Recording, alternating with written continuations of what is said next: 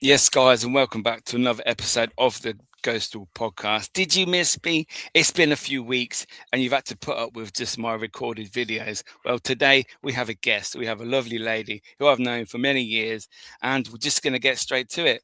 Joining me this evening, we have Natalie Clark.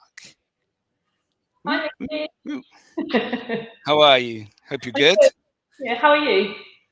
I am very well, thank you. Busy day at work, digging graves, and come home to chat to your lovely self. So it's all good. So it's been how many years since we've seen each other? I think it's got to be about 8 or 9 years now Wow. since we last investigated together anyway, because we've done previous investigations. We did Northampton, didn't we, before we did Grendon Hall? Yeah. Yeah, quite a while. Known you for at least 12 years, I think. And you're lucky. Oh, that's awesome. Right, so we've got a few people in the house tonight. We've got Tracy from Australia. Morning, Miki. Hope you're well. 4 a.m. Got my coffee ready. Good morning, Natalie. Lovely to meet you. Nice to meet you, Tracy. Oh, yeah, because the clocks went forward here, and I think they went back in Australia. So at certain points, it's 6 a.m. Other times, it's 4 a.m. Crazy. That's dedication for you. So, Natalie, before we start, if you could give the people that are watching and listening just a little rundown of who you are, what you do, that would be awesome. Sure. So as I said, I'm Nat. I've been interested in the paranormal for a long time. My first ever investigation was at a place called Peterborough Museum. You probably know well of that, Miki. That would have been when I was sort of 16. And I think you get the bug, you get hooked, you go on these events, you might have an experience, and then you're hooked instantly. And that was what really hooked me into the paranormal from there. Following that, I carried on doing more events, as you do. Sort of on the fence, wasn't quite sure what I believe. I think as any investigator goes into anything, they should go in open-minded, always slightly skeptical, not Scooby-Dooing it too much. Yeah. And yeah, over the years, I've had some amazing experiences and things that I question, I guess. So 6 years ago, I joined Haunted Happenings. You would more than likely have heard of them if you've been on paranormal events. Fantastic company to work for, and the people are amazing. And yeah, I've been there for 6 years, and I'm so privileged because I've managed to do a few locations on the bucket list with them. And as always, great to meet guests of a like mind that are also interested in the paranormal, and you get to know some great people, pick up sort of things along the way. Yeah, I've got some amazing places that we've been working down south. As I keep mentioning to you, Miki, Massey Dorchester Prison, that's one of my favourite places of all time to go to.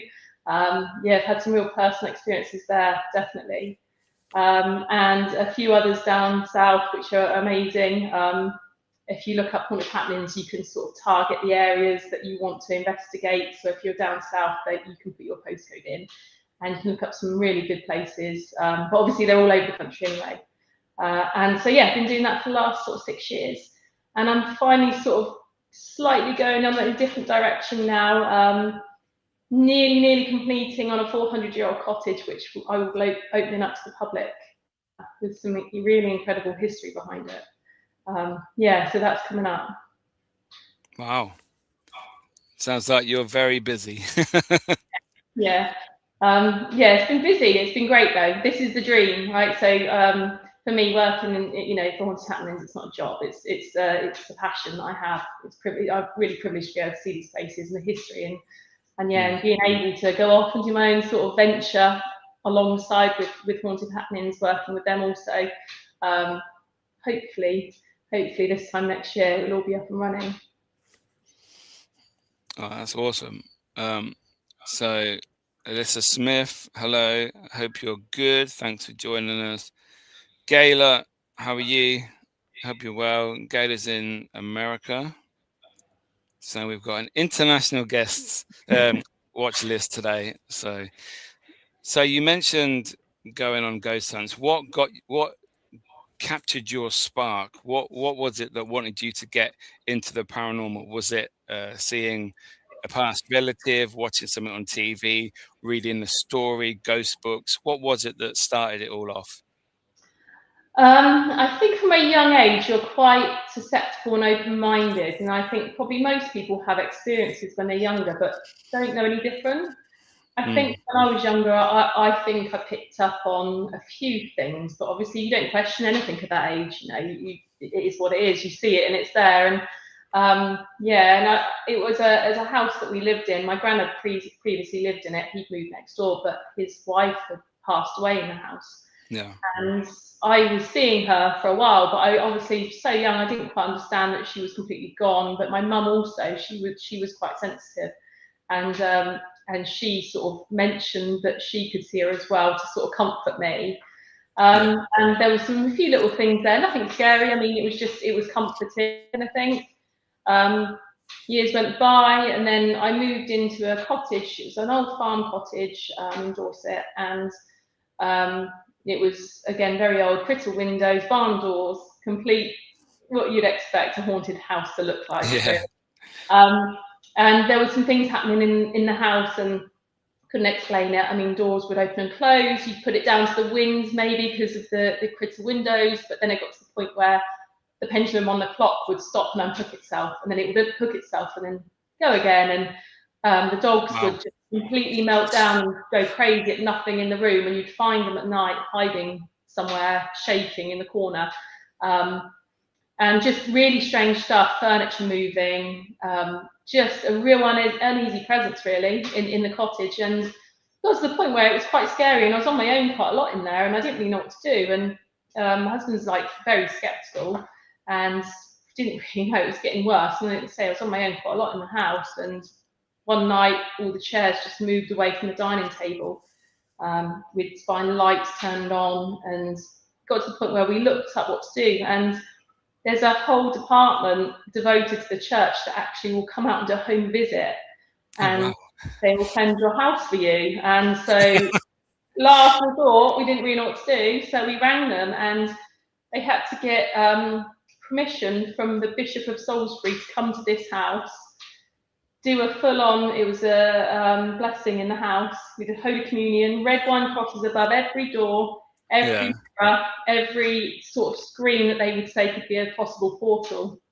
And they were there. I mean, I took a couple of hours off work. They were there all day. I had to pull a sickie for the whole day because I couldn't go anywhere.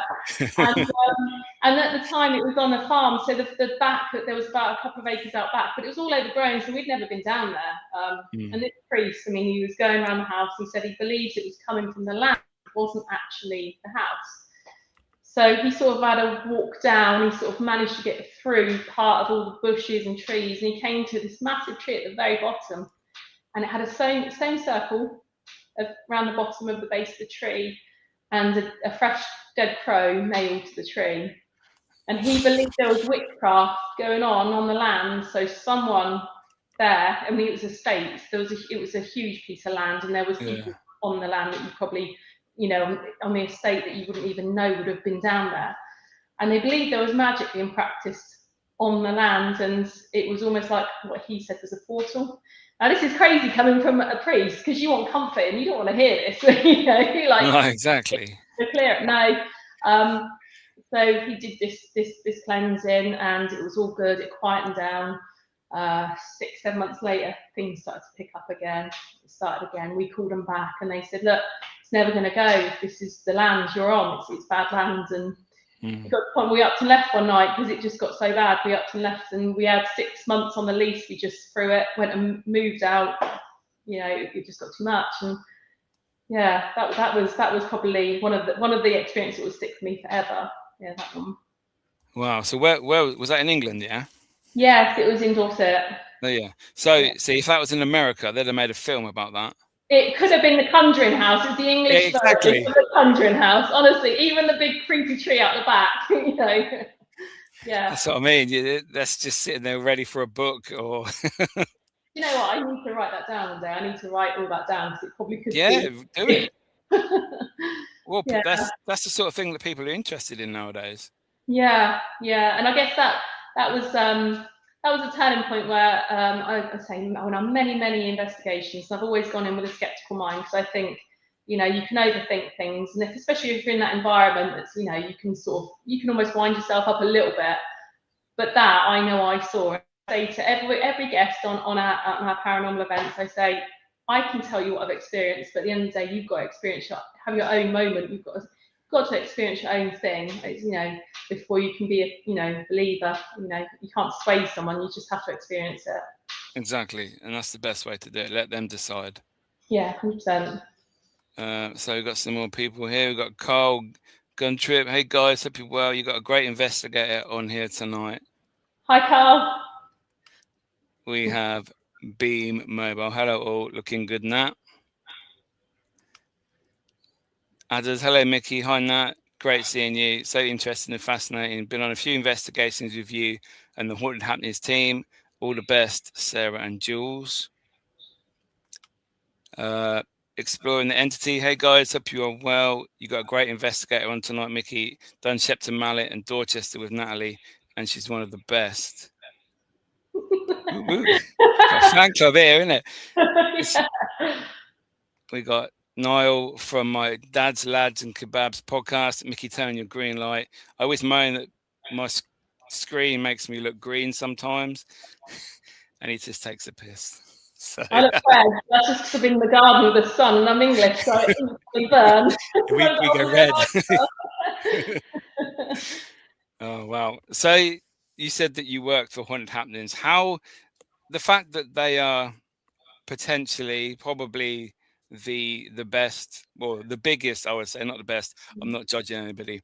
The biggest paranormal events team in the country. I used to work with your former owner many years ago, Hazel. How did that happen? Was there an interview process? Were they looking for local people? How did you get on the team initially? I'd been a guest on many events, so I knew a lot of the hosts.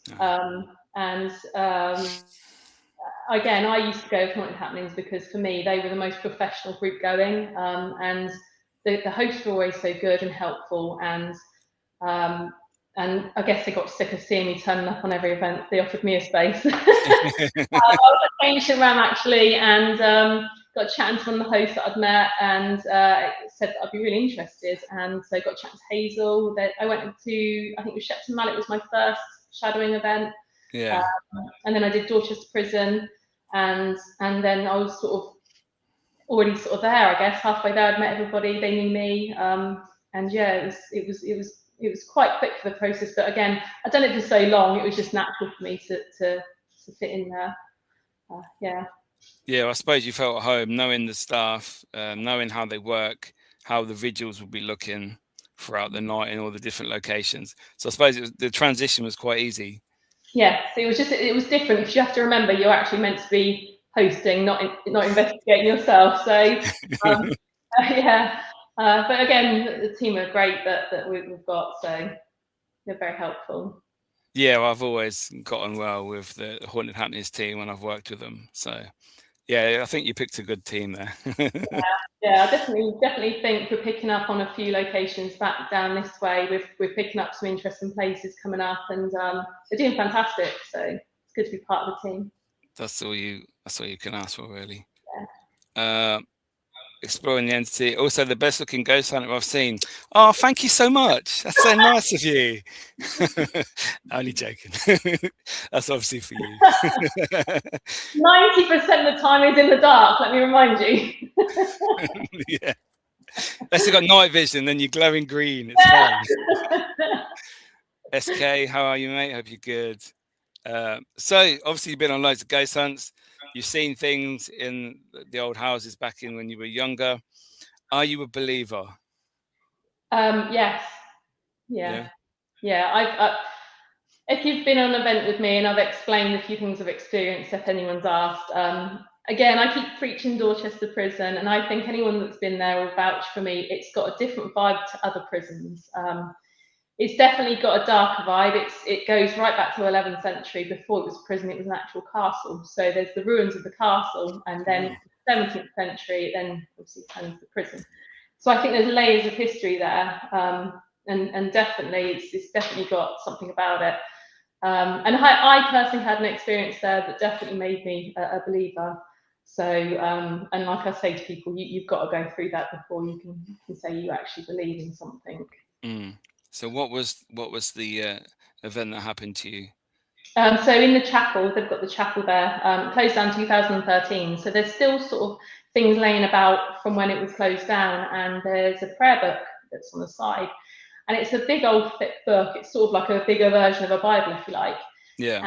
And, it was set up on the side, and we had a couple of guests. We were just walking around, and as we were leaving out the chapel, this book flew about 6 foot across the room and just hit the floor. And I mean, the spine came off of it, the pages ripped. I mean, it come out with some force. It wasn't just a falling off the side. And it was all just a bit strange. And obviously, the guests saw it, and we couldn't really explain what had happened. And following that, there was a few other little things in the night which were a bit strange, couldn't really explain. And I went home, and some stuff started happening at home, and I don't know what quite happened, what it was. If something followed me, I don't know. But I'd say the scariest thing that happened was one night we had the old 3-story townhouse, and my bedroom was on the very 3rd floor, and the children's bedroom on the 2nd floor. And my eldest would have been about 8 or 9 then, and it was about middle of the night. I was awake, and I heard her. She ran up the stairs, got into bed with me, put her arm around me, and I'm sort of rubbing her arm. She's freezing cold, so I said, "I'll take you back to your bed." So I turned over to pick her up, and there was nothing in bed with me. I don't know what it was. It just completely freaked me out. Yeah, and that did sort of, can't explain it. I was fully awake. Just don't know what that was. Don't know. Whether it be from Dorchester Prison or whether you pick things up along the way, I guess it depends what you believe in. But yeah, that was strange. So do you think you potentially could have brought something back home with you? It's hard to say. I mean, I do think it depends what you believe. I mean, why would something leave somewhere it's been for hundreds of years to follow me home? I don't know. Or it could have just been, I really can't explain what it was. And again, that's why I think you get hooked into these paranormal investigations. You have an experience and then you go back for more almost. It's like you want to find out more. Definitely on edge when I go back there. And I think, like Carl will say to you, Dorchester has a different vibe to itself. And other people that have been there, if you're on here now, you probably, if you've experienced it, will understand what I'm saying. But you very rarely have a night there where it's quiet, it's consistent every single time. Yeah. So with this Dorchester prison, that sparks my interest. I might book an event with you guys. Question for you: am I allowed to film when I'm there? You are allowed to film as long as you're not filming other guests. Yeah, so you're filming like activity or whatever is in the room. Yeah, you don't go around filming people's faces. Yes, Not directly. Okay, because there's a few teams that don't like to film, and if I want to go on an event, I want to film it. So obviously, out being respectful of the guests, obviously. So that's good to know. That's good to know. I might have to book one. Yeah, just give us a shout, and I'll have a chat with Alex or Nat, and I'm sure they'll be more than happy for you to join. Yeah. Awesome. So we've got a question from Exploring the Entity. Ask Natalie who is her favourite ghost hunter she's investigated with. If she doesn't say Carl Guntrip, I won't be happy. On the spot. What can I say? I'd probably have to say my teammate Nigel. There you are. Yeah. Neutral answer. Good one. Question. So obviously you've been on lots of events, ghost hunts with haunted happenings, and you've also done private like investigations with friends, etc. What are the differences that you find between them both? Between going on a private, the companies, or private as opposed to hosting? As in a public event that when you're working, how does that differ from if you went out with, say, me or whoever and friends, and we just went to a location? How does the investigations differ? I would say hosting an event, you can't be suggestive. Obviously, you don't give Mm, names out. If, for instance, if I felt something or saw something, I wouldn't say that necessarily, because then that might be putting that thought into someone else's head and suggesting something. And we have a total hands-off policy. So you could be mm, watching someone do something, an investigation, for instance, and you can't get involved at all because it's hands-off policy. You're there yeah. just to facilitate them. Whereas we recently booked out the Rifles Museum privately, just as an event for a couple of us in the team just around Christmas time. And it was fantastic. So I think over the years of doing it, you pick up little ways of maybe that you might not think of to be able to sort of try and communicate, or techniques, for instance. And you can then fully go all out on that, because it doesn't matter what people think of you, because you're not working as such. So Mm, yeah, and it doesn't matter what you say. If you say what you're feeling, what you're experiencing, you're not. For instance, you're not get someone complain about anything because you're not working. So it's a bit of a free for all. yeah. Yeah, that's good, because a lot of companies that I've been on in the past, not recently, but in like a while ago, they would, like the team members, etc., they would lead the vigils, they would direct the vigils, and it's like, well, that's not how it should be. It should be, if someone asks them a question, what do you think this is, then maybe you can give them what your thoughts are. But Mm-hmm. when it's being led, I think that's not the best way to run your business, to be fair. Yeah, I think that's with, so with haunted happenings. That's what we sort of we promote when we're working. We always say on intros, we're here to facilitate your night. We're not here Mm. to participate Yeah, at yeah, all. yeah. There for you guys. If you need guidance, we're there. Um, and again, with this project, with the cottage, this is what I really want. I want to be able to open it up to people to go in to have their own personal experience. Um, it's their night, and if they can go in there and they can investigate however way they want to, it's a small group, it's very private, and I just, yeah, that's what I'm going for. Because for me, is when I go on a ghost hunt, or if I go on an event, it would be, I love the lone time side of it. I like to go Mm. off, just get lost and take some equipment with me if that's the way. But I always say as well, you're your own best tool. If you're going on an investigation, listen to yourself. If you're sensing something, if you're, picking up on any emotions, things like that, you can really zone out if you're in a small group, for instance, and you can just take yourself off and experience like that. Yeah, that project for me sounds absolutely amazing. That's something that I'd always wanted to do, is ever since going to East Drive and seeing what Bill has done there, and he's just like coined the market, and it's like crazy to have a haunted location that you allow teams to come in and respectfully like investigate it, and just, I don't know, you could just chill out there and, oh, there's a ghost over there, hello. you know the fact it's your building, that would be, for me, that would be an amazing thing to achieve in the future. I'm so excited about it. I say it's 400 years old plus. Um, so the lady that's in there now, what drew me to it, I went to see many places before this one came up. I Yeah. went to see a couple of old chapels. Oh I wow. went to see a really old cottage, only a stone's throw away actually. And I heard through word of mouth, through the window cleaner told me that they can't sell it. So the first one, I'm like, well, I'll go and look at it. If there's a ghost in there, I'm there. Yeah. But that was the reason they couldn't sell it. People had a history, but it just wasn't right. And I knew that I would find the right place. It just might take some time, and I would, you would know when it was the right place. And I was just scrolling on Rightmove one night in bed, and this cottage came up, and the first thing that was up was the picture of the witch marks above the fire and the history of the witches in the village. And I was like, that's the one. So I literally booked to see it that week. And all I can say is, again, if you've been on investigations like yourself, Miki, you just pick up on a vibe when you go in somewhere. Mm. You Yeah. almost tune in. The more you do these things, you tune in more to yourself. And when I walked in there, it was almost palpable. I could feel that there was just, I was walking into someone else's house and I wasn't wanted almost. It was just, it had a feel.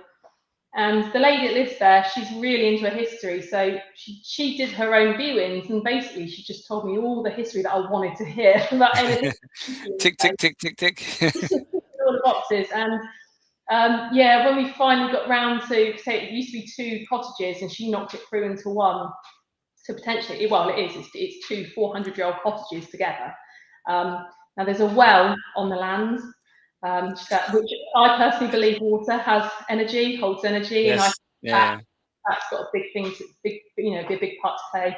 On top of that, she exposed some of the original beams a few years back. She found teeth, she found bones, she found a witch's bottle in the fireplace and children's shoes. Now, if you look up all this, I mean, I'm just reading through a folklore of witchcraft in Dorset and Wiltshire. This village is noted in there for a very well-known witch of that time. And so it's just got so much history there, and there's a lot of the things. I mean, she's kept it completely as it is. It's still got the original flagstones, obviously the windows, doors, everything's as it was. So nothing's new in there. And so when I go in there, I'm just going to keep it as it is. Obviously, the few little bits that need to be done.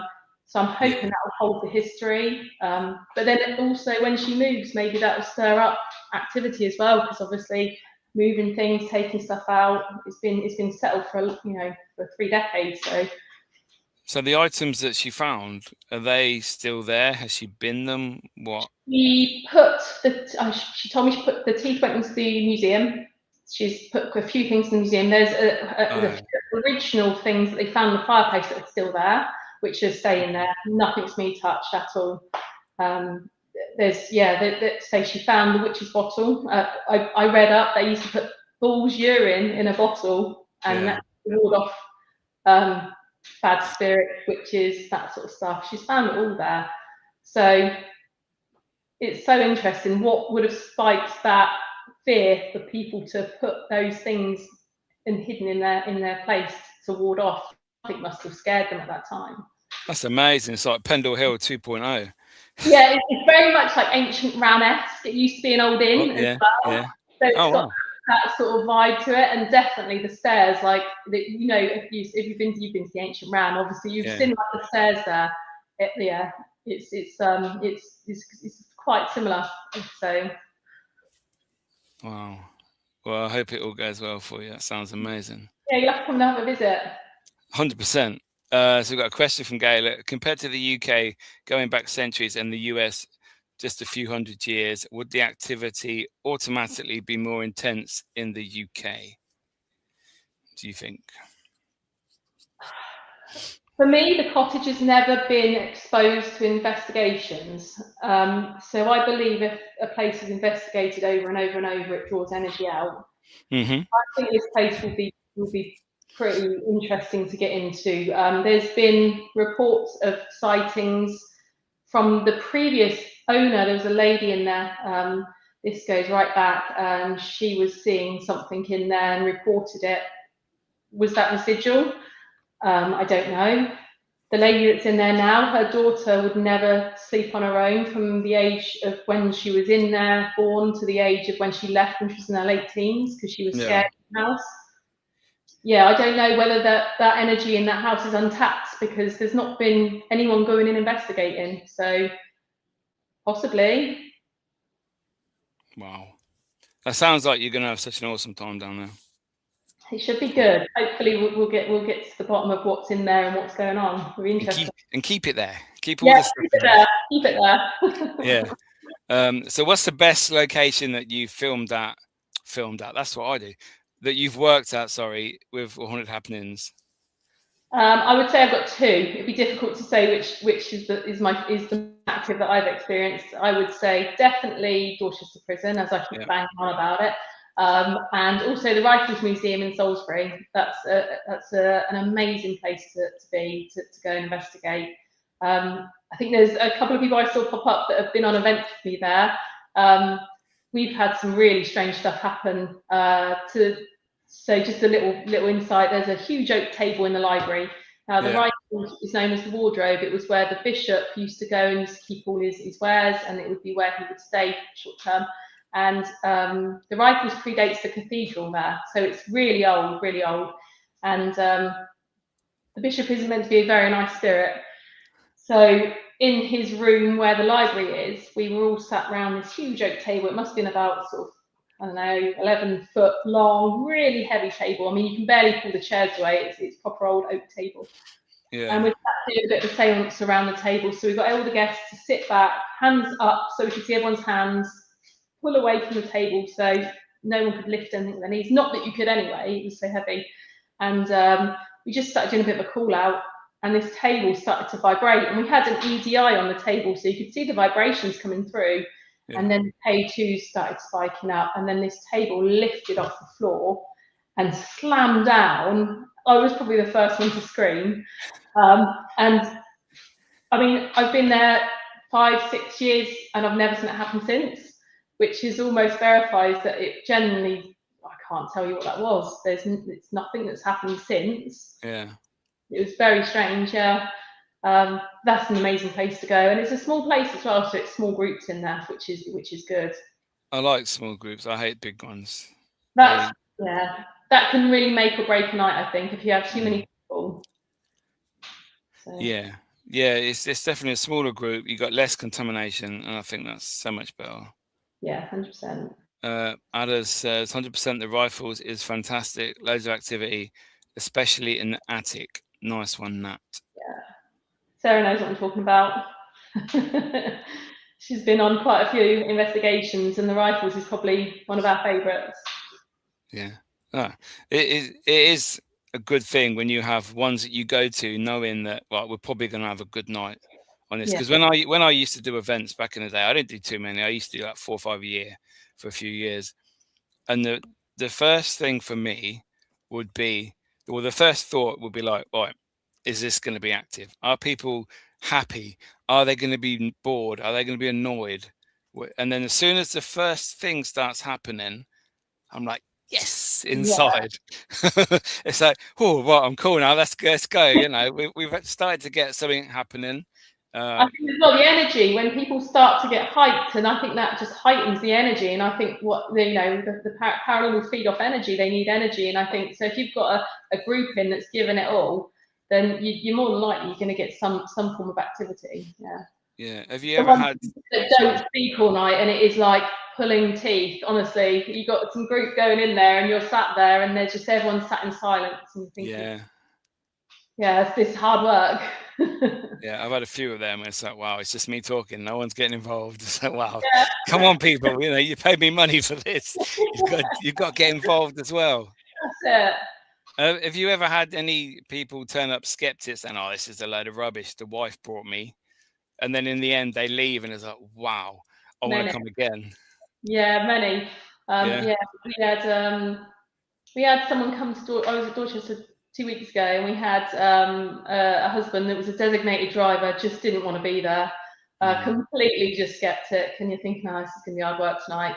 And halfway through the night, he was absolutely buzzing. He had an experience, and he couldn't explain what it was, and he was like, loan time. He was like, I'm going back out for more. I need, And by the end of it, his wife was the one was like, do you want to go home now? He's like, no, we've got to carry on, and that's always great to see, because that's great, because I'm not, like when we go in there, we're not pushing it on people. We want people to have their own experience. So if they get that, it's like your night's done, job done. Yeah, that's the important thing, because then obviously you're not faking anything. They're the only people that are involved with it. If something happens, it happens, and they're more likely to come back again and then enjoy, get to know the team like you did at the beginning, and it becomes like friendship, doesn't it? It does. The more you go on events, you see the same people, and it's nice. The community sometimes is nice, not always, but no, it's very mixed. I can say, like, I've made so many friends through doing it and meeting people, and like then you get on a name first name basis with some of the guests that keep coming back for more. Do get your odd ones quite often, but yeah, it's really nice because you go. It's not going to work. It's like I can go see some people that I know, go and have a great night in the location. So yeah, it's brilliant. That's what we like to hear. Everyone's enjoying themselves. Mark Williams, hello sir, hope you're good. So while doing your events, have you ever had an incident happen where you've had to cancel or delay vigils for however long because something's happened? Yeah, quite often, yeah. Yeah. I think sometimes it takes quite a while to get the energy going. And say, for instance, you've got a 30-minute vigil and you get 20 minutes in and people start getting into it and they get a bit more confidence, do a bit more calling out, and all of a sudden stuff starts happening and you're done and you're like, oh, just hold on for another 10 minutes, and then someone comes looking for you because they're waiting with their team and they're getting pissed off because we're still in another room carrying on. Yeah, we've had it quite, I think it takes a bit of time sometimes to get into it because people need to settle down and sort of, especially if they're first timers, it takes a little bit to get into it and get the confidence to call out. And but once they do, like I say, it's definitely like an energy thing. If you've got team effort going on with the energy, it definitely helps the activity. Yeah, that's good. I love that. So Paranormal Twins TV. Hi Nat, what a fun and bubbly energy you would be on location. And Miki, the rugged natural look suits you, sir. Thank you. I've always been like this, but it's getting grayer every week, I think. So thank you for the lovely comments. So one of the things that, sorry if you don't mind, we're going to keep talking about events because obviously that is what you do. And that one of the things that used to annoy me when I did my events was, how do I say this without abusing or insulting somebody? Right. So, you get the people on there where they're there with their friends and all they do is like they giggle too much. They're always laughing. It's like some people are serious. Things are happening and they just not mess about, but they're not as serious as others. That used to really annoy me. Is it still happening on events? To be fair, we've been really, let's say lucky when we do our intro at the start of the night. We do put across that if you're gonna mess about at all, then it's out straight away because it's a lot of money to go on these events and people want to go on there and take it seriously. So when we start the night, we do sort of say that there's no second chances. If you're going to be messing about, then you're out. And we have had to have a conversation with people and let them know. A few people have literally just made the tour and then they've been sort of told they need to leave because they're too disruptive. But again, like if I'm a guest in an event and I paid a lot of money, then if someone's doing that, then they've got to be told. We had one the other week and there was a guy and it was like we're in pitch black and he's got this huge, I don't know what this camera was. It was like a professional camera. And we're all stood opposite each other along this wall and you can't even see your hand in front of your face. He starts taking the pictures with the flash on. And you're like, I don't even know if he's joking. Who would do this? So you had to be at the point where you have to say, if you're going to take a picture, can you please let everyone know first? But you can just not do it in the dark, facing somebody. You do get people like that, unfortunately. I think in everything you do, you get those people. But we definitely sort of we'll cut that out completely. If we did one at the Rifles, and a big group turned up. They'd all been on the side all afternoon. And I was like, I was posting it, and I was like, oh, this is just going to end really badly. This is just. So at the very start of the night, I had a little chat with them on the side. I was like, look, I'm going to put you in your own group because I think you're going to upset a few people here. And they were cracking. They were really good. And I think because they were G'd up anyway, they were really, the other group just gravitated towards them because they just put everything into it. And I think, again, the energy was so high. But there's definitely no tolerance for it. Not when we do our events.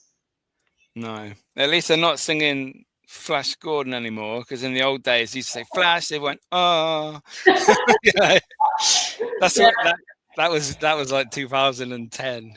Yeah, we always say if you're going to flash, it's not a command. Or that one. Like the little jokes come out. It's brilliant.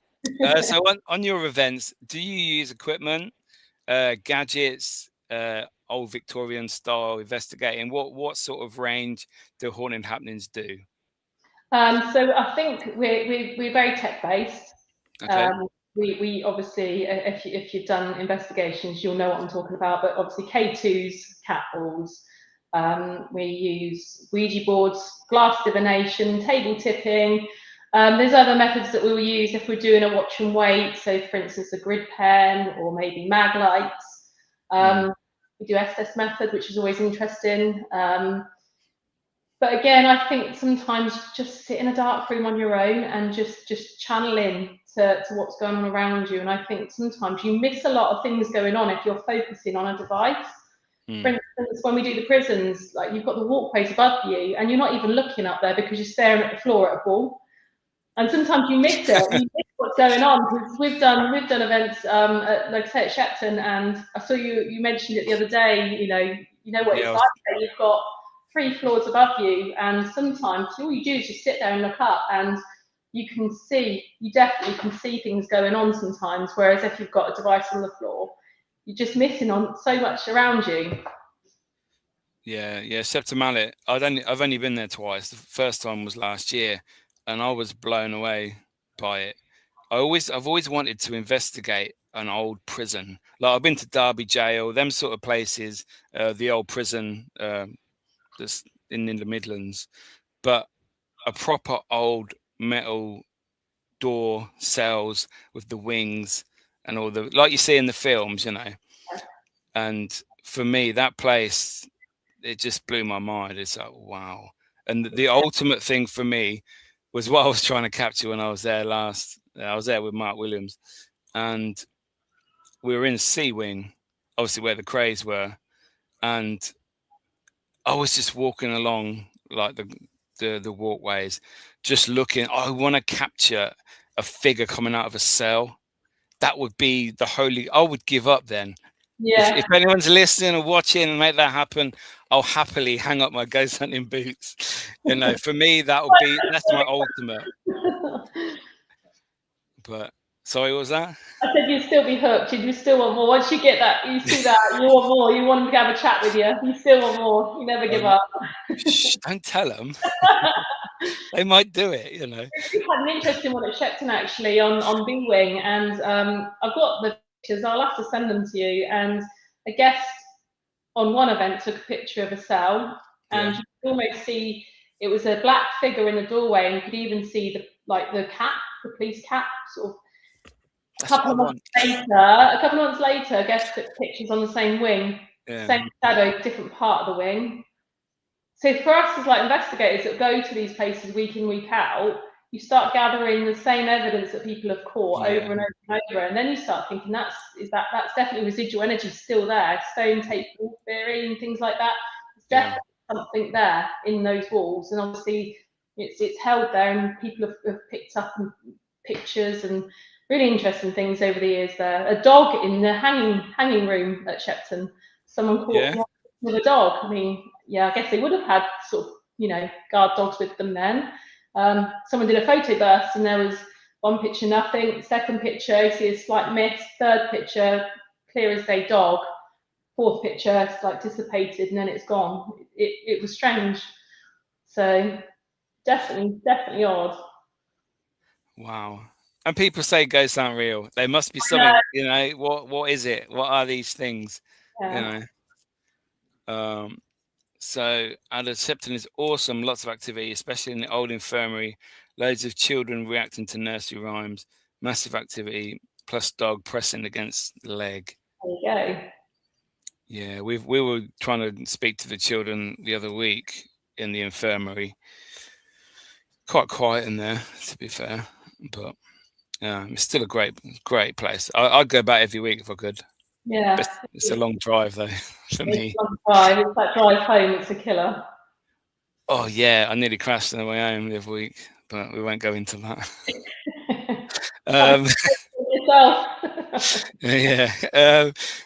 So do you think that these locations are actually haunted, or do you think that people that are coming to the events bring a lot of the spirits with them? I think it's both. I think yes, definitely. There's definitely something there that stays there. That there's people have experienced names that have come through week after week, and for instance, the same things that have been caught.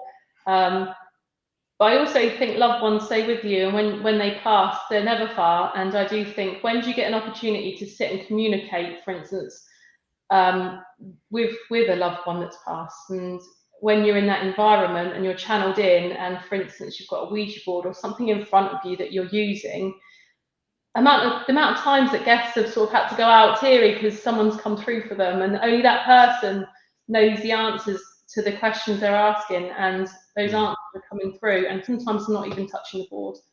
I've seen it for myself. Yes, I firmly believe there's plenty of people that push that planchette about with the white finger, and you can see them doing it.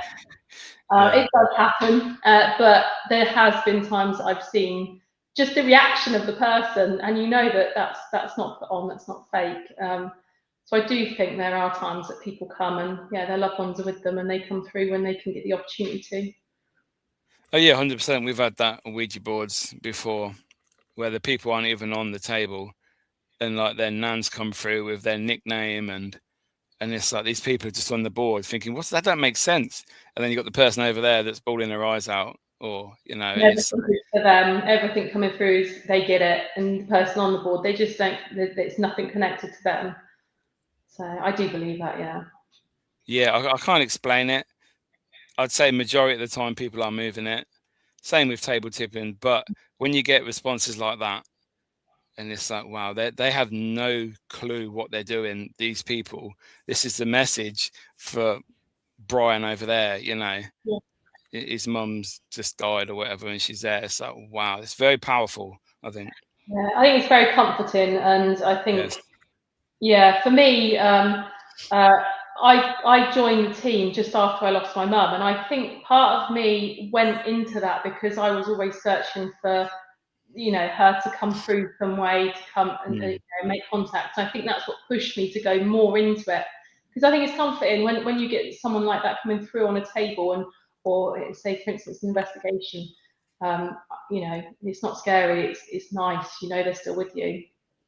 Yeah, it's the little signs that they give, isn't it? Yeah. That only you would know about and recognize, and it's just like a little comfort thing. Right, I'm all good. I'm fine. Don't worry. I'm watching over you. It's brilliant. I love that. Yeah. One thing I will look at doing with the cottage is doing a few medium nights on very sort of small platforms. I've been doing a few evenings there's a local pub, and it was on actually what's the lockdown with Nick Groff? Paranormal Lockdown. They went there. It's a pub in Swanage, and I pass it all the time, so I go to the beach there. And I stopped in there and met the landlady and got chatting to her, and she said there's a paranormal evening we do every other week. We don't advertise it. It's just for locals, and we have a guest medium in every week. And would you like to come along and see what it's about? We only have a small number, and so I started to go. And a couple of times I went, nothing at all for me, and a couple of times I went and I had some stuff come through, but couldn't make sense of it. Very generic stuff. But I have had 2 or 3 readings which were so personal, which no one else knew, which, I don't put my life on social media, so there's no way they could have looked me up. They didn't even know I was going, so it's not like they could look me up. So I'd like to take a couple of evenings like that with some of the really reputable mediums that I've met. Because again, I think it's quite, some people might not want to go into the environment of a derelict prison to go on a ghosty, scary hunt, but they also want the comfort to know that there is something else there.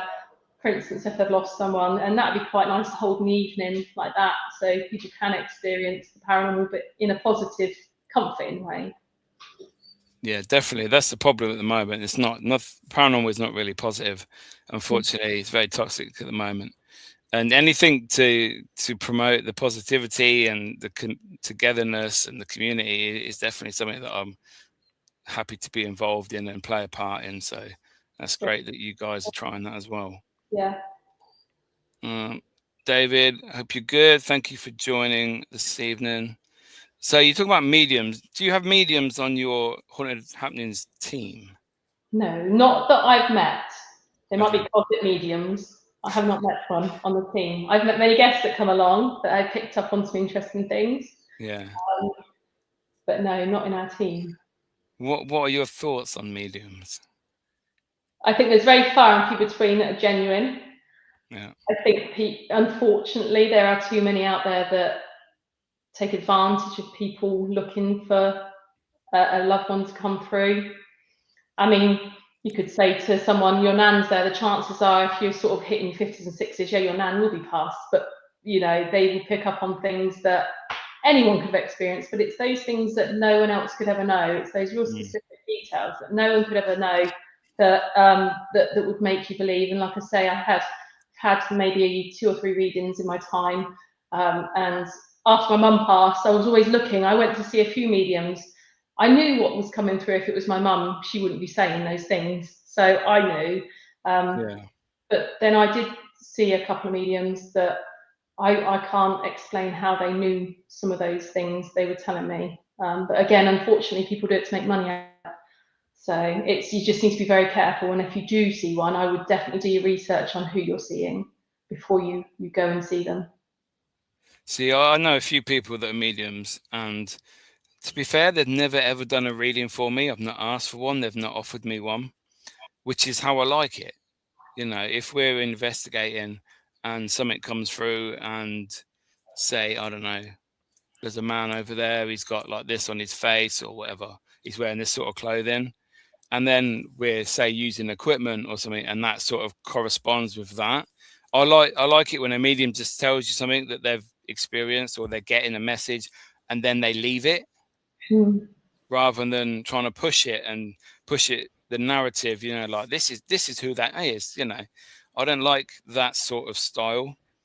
Yeah, I think I think if anyone's ever watched the Derren Brown one where he was with the medium, it's interesting because you can so see he's just playing on it, and he catches them out so much on there.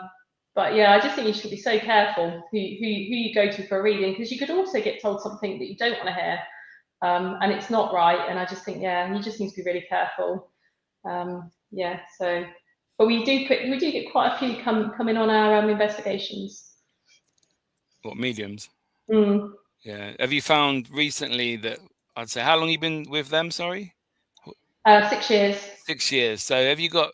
I can't ask this because it will be too bad for your guests. Okay. I'll tell you, when I did it, I would be doing some of the guests would be the same year by year, and then they would just be normal guests, and then like the second or third year they're full-blown mediums, and they're getting possessed in the corner on a chair, and it's like, you're lying. You know, and it's like, I've seen there's too many of them now. Everybody's a medium, and you know, I've done a couple of shows on here about it, and it gives mediums that are genuine a bad reputation. And it's like, oh, you're a medium, yeah, right, so am I. Haha. You know, it's not good for them, for the genuine ones. Yeah, it's bad rap. I think when you go into a prison that's sort of 400 years old, and you know that there's a hanging room, and someone walks in, and it's like, someone's died in here. And you're like, no shit, Sherlock. Well, my neck's a bit sore. Yeah. Such a cough. Oh, yeah. I feel a rope around my neck now. You do get it.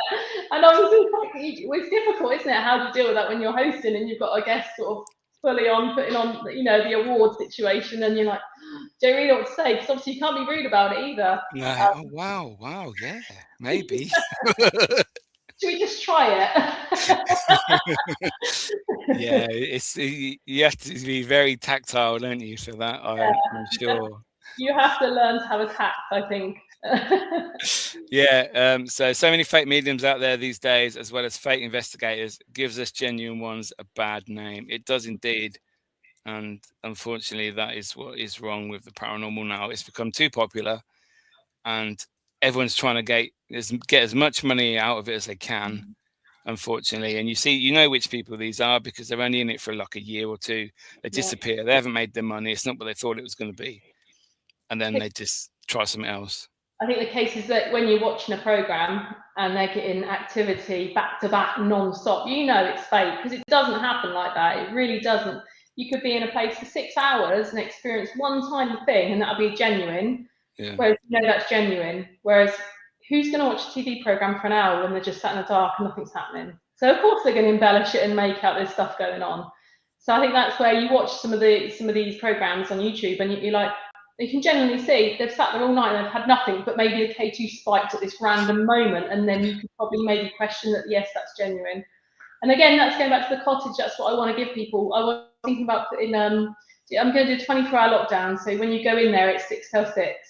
And I'm going to put some cameras round to catch everything going on in each room, even in the empty rooms, and just document what goes on. We've got a piano in one room set up, for instance. That's going to be interesting. Will that play? Will it not play? And then a couple of other trigger objects in other rooms, and just sort of set it up so it's just covered back to back. So if there's any sort of activity, people can look at the footage and can see if it's genuine, because I think that's sometimes it's gone sort of to just entertainment now. I think the paranormal world, I think people just make money off of it, and you know, a lot of it's not genuine. I think people want to see the real stuff going on. So Yeah. With your house that you're going to acquire, I think it will be good having the cameras there. So obviously you said you're going to have them all. Are they going to be on all the time? Like even when the guests are there? Because I I'd suppose like, sometimes they might want evidence. They might want to get some of your footage, maybe. yeah, I think it's a great idea, because I think when it's empty, then and you've Yeah. got bigger objects, and the rooms are locked down. If there's Mm. something going on, you're not, you know, you're going to catch it, and so it's a lot of viewing, yeah. But it would be amazing to actually capture that, you know, genuine activity going on. And for instance, if someone's in one of these rooms and it's being filmed and there's activity going on, or there's a noise somewhere and you're in a different room and you're watching and something happens in another room, I think it just gives all angles covered, sort of thing. You know, nothing's set up; it's all completely genuine. And I think it'll work. So I think that's what it's missing at the minute. Yeah, there's only probably 2 places that I know of that is 24/7 CCTV inside a haunted location, and it's people do want to see it. You know, people do want that to happen, because if I had a location, that's what I would do, 100%. You know, I'd probably stream it on YouTube. Well, you could, couldn't you? Because people Yeah, see it just happening like for like time. You might miss yeah, something. You've got someone watching it at that time, and you can say, look back at that time in that yeah, room, and you've caught something. You know, what more could you get more authentic than that? Like, you know, that's the good stuff you want to catch. yeah. Obviously, when the teams are there, you cut the live stream to YouTube then, because obviously they want some privacy. But you know, that would be when there's no one there. That would Yeah. be amazing to do, and I don't know how many other people do it. Not to YouTube, I don't think. I don't know. I mean, So, yeah, it's not something I've really looked. You know, I think is it Priest Cottage. I think have CCTV. There's not many, and again, it's not while I don't think it's while guests are in there. I don't know if they do it when it's empty. I'm not sure. I know the Rams got footage because we've took footage before when we've been there and we've had stuff happen. But then we had to pay for that an Yeah, awful lot of money, which I think it's a total rip-off. But hey, hey, I'm yeah, never going back there, so yeah. I don't care. But you know, I think my haunted hotel do in Chester. I think that's CCTV. I don't think that's live stream though, but they have it 24/7. I think the haunted museum in Stoke, I think Craig's museum, he does that, but I don't know where you can access that or if you can. But yeah, great idea. I think what you've got you're onto a winner with that 100%. I think that's going to be awesome.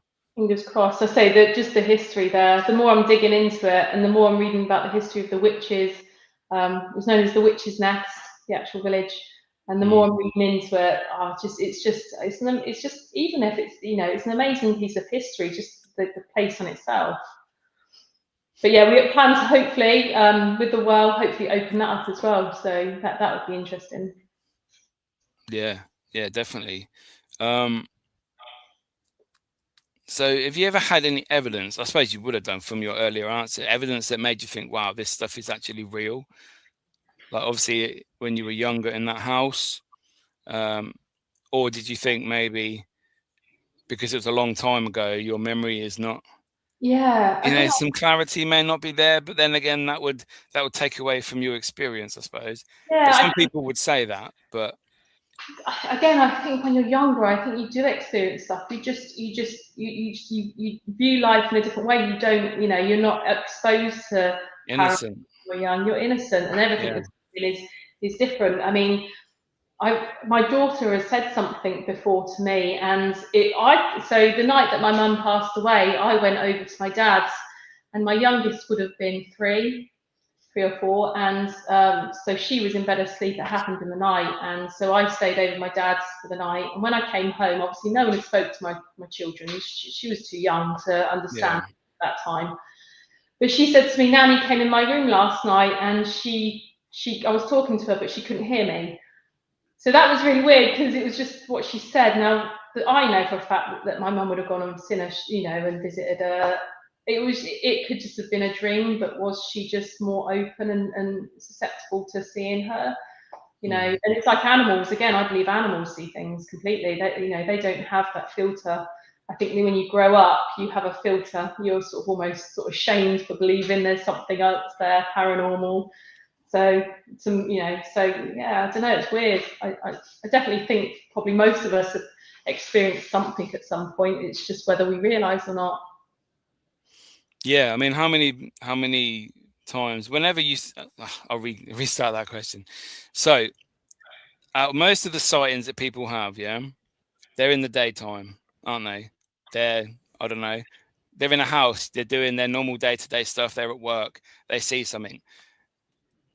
The more likelihood is you're going to see a ghost in the daytime. Now, whether you know it's a ghost is another thing. Like, you're going to see, you've probably seen loads of ghosts every day, every week. You just don't know they are. But so why do we think we can go into a location at night, totally different to where most, probably 99% of sightings happen, and think we're going to get anything? Yeah, you try to explain that to 34 guests. I know. It's like, why did you not come earlier when this was like staff were here working away? You know, what are you doing here? Some see more on a day tour when it's empty, walking around the day, than what they see sometimes at night. But they just don't realise that they're seeing it. Yeah, definitely. And signs as well. I believe, like, you get signs that maybe you miss. You know, there's definitely something there, whatever it be to you personal. Yeah. Yeah. Is there a place that you would love haunted happenings to acquire, to investigate as one of your regular locations? My cottage. Okay, that's easy. Yeah, I mean, there's a couple of places that I've been on as a guest that we haven't got at the minute. For instance, Wimmering Manor in Portsmouth, that was an interesting one. There's the Explosions Museum in Portsmouth. That was one of my earlier ones I did. That was an amazing place. They're all places that we're putting forward, and slowly we're gathering more.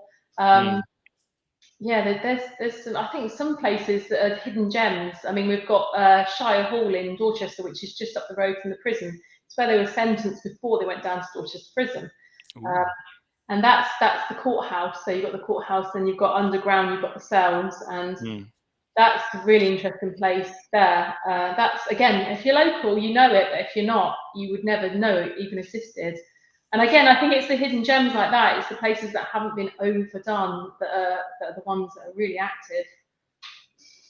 Yeah. So paranormal twins are telling me off. Time is irrelevant. It's when you jump in and out of alpha state is when you see Miki. Okay, thank you. I'm just saying, the fact you go there at night, totally different atmosphere to when, you know, these normal occurrences happen. That's all.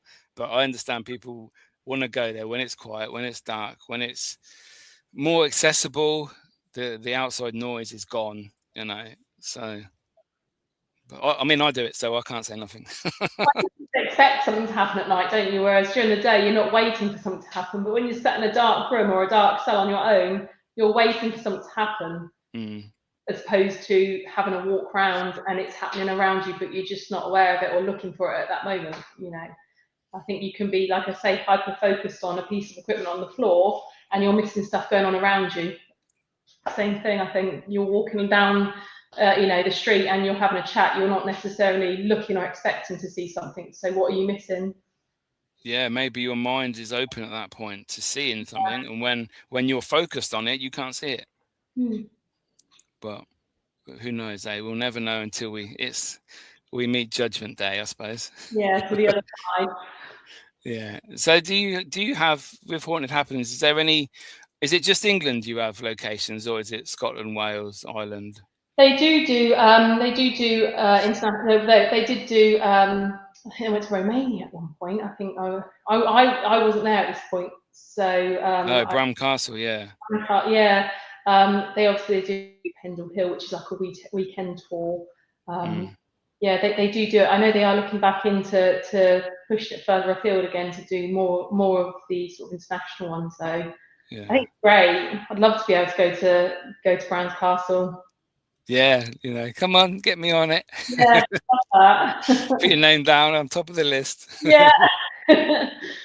So have you had any famous guests on Haunted Happenings? I know over the years I've seen them in like local news stories on the TV, newspapers, etc.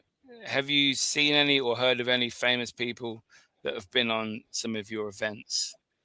Yeah, we had so at Dorchester Prison the other week, one of our guests, he is the producer to a few sort of famous people, and he's been on many events with us, and I've met him a few times, and he asked if we could do sort of like a little bit of a filming session at Dorchester.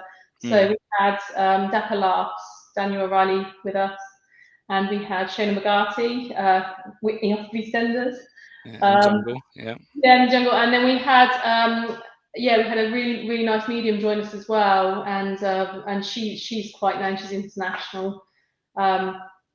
So Tracy, they came and they did. I mean, I have to say, Dapper lasted 10 minutes, I think.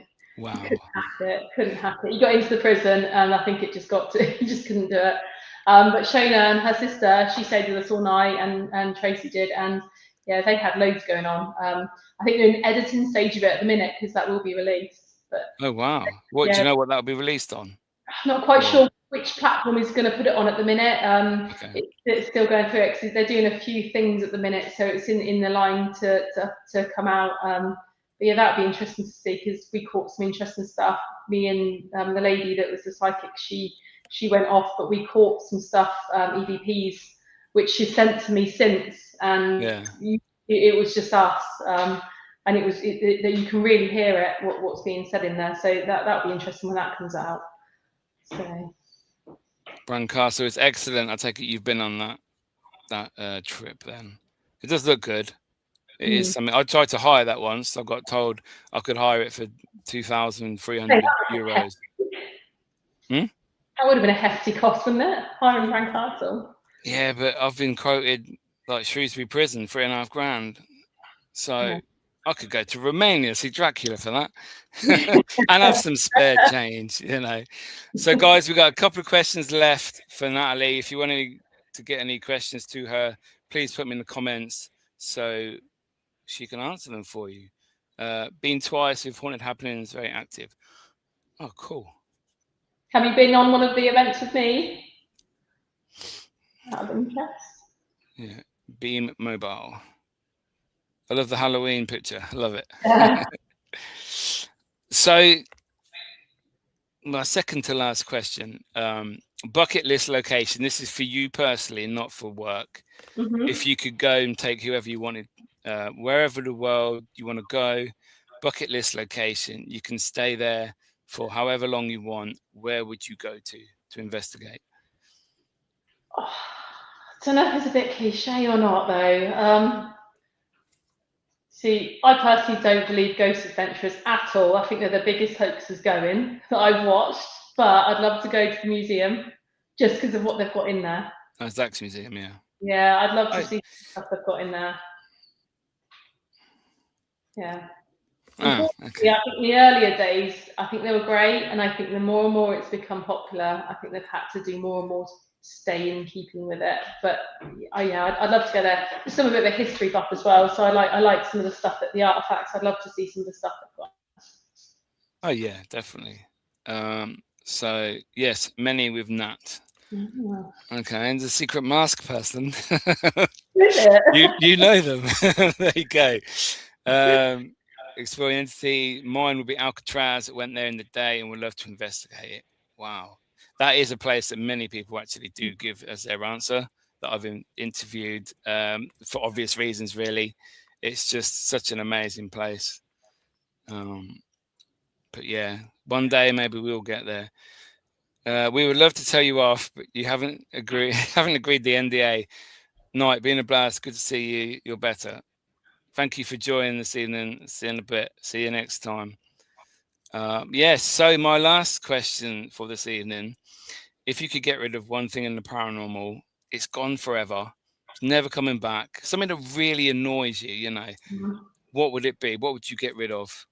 Just a bitchiness, to be fair. Just want to keep it positive, like, you know, yeah. I think the paranormal community has gone a bit the wrong way at the minute, and there's a lot of like hate going on. I also think, yeah, it's difficult one to say. You put me on the spot a bit there. So it's the last question I'm allowed.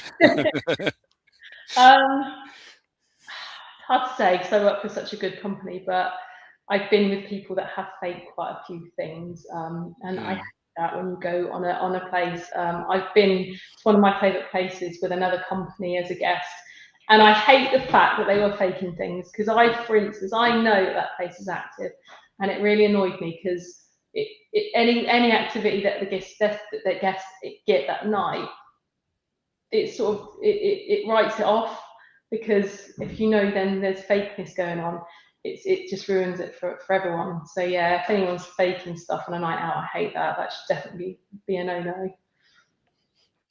Yeah, would you, extra question, if you saw that on your event, would you bring that up, like one of your guests, like they're throwing things behind, oh my god, bang?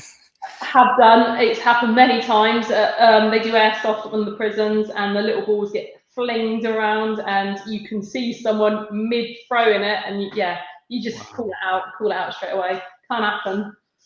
Yeah, can't happen. It just ruins it for everyone. And I hate that, because then genuinely, when you do get things happen, you question it, and so when you're in a real, genuinely active place and people do that, it's just definitely a no-no. Wow, the balls on people, that's just stupid. That is really sad. David, I have at Dorchester Prison, Nat, and you need to book again. So you got another guest on the way. Definitely, Dorchester's brilliant, and Shepton, Dave. Seen you at Shepton many a time too. Yes, great place. Tracy, thank you, Miki, for another awesome podcast. Natalie, thank you for your stories. You're welcome. Thank you, Tracy. Time to start your day. So is there any way that people can contact you, whether personally or with the Haunted Happenings team, to book an event, to speak to you about your upcoming cottage, on socials at all? Yeah, so I haven't created a page just yet for the cottage. We're in the final stages of completion, which is going to be happening very soon. Soon as that is up and going, that'll be straight on. And like I say, we just want to start getting it all into the right place. We want to get the place safely done up. So as you imagine, it's very old. So as soon as that's up and running, we'll be putting the events on for that. Again, very small groups, like I say. So I'll put that out and share that. Haunted Happenings obviously have their website, and you can find the contact details, email and phone number on there to contact for an event. And again, feel free to contact me through social media. I'm on Facebook and Instagram.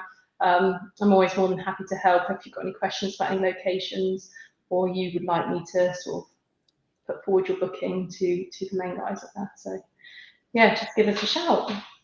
Awesome. That sounds like a plan for everybody. Get involved. Tracy, on my third coffee. Don't blame you. So, Natalie, it's been a pleasure. It's been really nice talking to you again. Thank you so much for joining me this evening. And I'll possibly see you in your cottage. It's going. Yeah, thank you. I'll see you in a bit. Take care. Bye-bye. Bye-bye. Wow, guys, what an awesome guest Natalie is. Please, please, please go down and go onto Haunted Happenings website, book an event. You might be lucky enough to investigate with Natalie, and I'm sure it will be awesome. Yes, guys, so thank you so much for joining me this evening. Is there a guest next week? Who knows? You'll have to tune in and find out. If not, there'll be a Ghostly Reacts video, or it'll just be me chatting rubbish to you lot about the paranormal and what's annoyed me this week. So, yes, guys, we do actually have a very good episode coming soon. I think the 19th of May, so Tuesday as always, 7:30. And we have some awesome women of the paranormal. They will all be there together, a big group. It's going to be explosive, guys. So hopefully you can join me for that. Subscribe, share, like, all that shizzle. And I will see you guys next week. See you later.